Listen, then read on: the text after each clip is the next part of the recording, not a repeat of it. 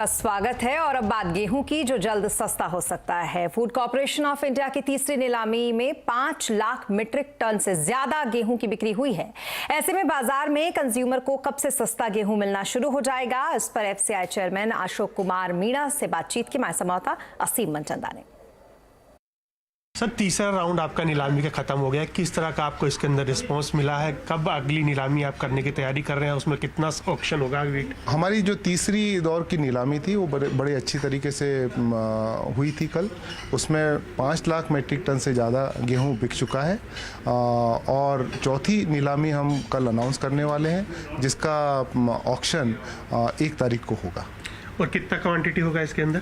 इसके अंदर हम 11 लाख मीट्रिक टन से ज़्यादा देने की कोशिश करेंगे। और दाम कब तक कम होंगे बाजार में, आपको लग रहा है? मुझे तो जितना लग रहा है कि चूँकि हम जो गेहूं बेचते हैं वो होलसेल मार्केट में बेच रहे हैं, और होलसेल मार्केट में जो हमारी प्राइजेस आई हैं, आपने देखा होगा तीसरी नीलामी में 2172 रुपये आई है।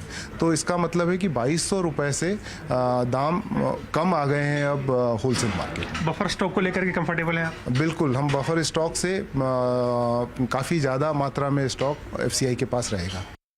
और मार्च के अंत तक कॉमर्स के ओपन प्लेटफॉर्म ओएनडीसी पर रोजाना 5000 ट्रांजैक्शन होने लगेगा। फिलहाल बीटा मोड पर चल रहे इस प्लेटफॉर्म से करीब 18,000 मर्चेंट जुड़ चुके हैं। डिटेल से समझते हैं इसे आलोक प्रियदर्शी से। आलोक, बताइए, ओएनडीसी का ये एक्शन प्लान क्या है? देश के छोटे बड़े कारोबारियों को मुफ्त में ई कॉमर्स प्लेटफॉर्म मुहैया कराने के मकसद से जो सरकार का महत्वाकांक्षी प्रोजेक्ट है ओएनडीसी, उसे लेकर एक बड़ा अपडेट है। ओएनडीसी के मुताबिक इस साल के एंड तक रोजाना 5000 ट्रांजैक्शंस पूरा करने का लक्ष्य है। अभी ये ट्रांजैक्शंस लगभग 200 के आसपास हो रहे हैं, लेकिन ओएनडीसी के मुताबिक इसे बढ़ाकर 5000 किया जाएगा। अभी ये बीटा मोड पर काम कर रहा है ओएनडीसी जी के, जिसे open network for digital commerce कहते हैं, और ये 150 शहरों में लाइव है। करीब 35 ऐप इससे जुड़े हुए हैं और 400 नए ऐप्स को इंटीग्रेट करने का इस पर काम चल रहा है।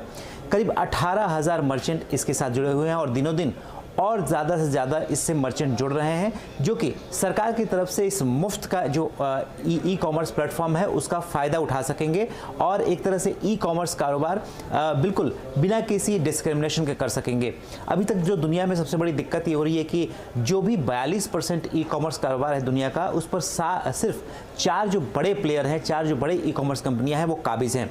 लिहाजा सरकार का मकसद यही है कि जो ये मोनोपोली है बड़ी कंपनियों को, उस मोनोपोली को तोड़ना ज़रूरी है। लिहाजा इसीलिए सरकार इस ONDC open network for digital commerce लेकर आई थी और देश के सभी कारोबारियों को इस प्लेटफॉर्म से जोड़कर ये जो मोनोपोली है उसको एक तरह से उससे छुटकारा दिलाने या निपटारा करने का सरकार का मकसद है। बहुत शुक्रिया तमाम डिटेल्स के लिए आपका, आलोक। और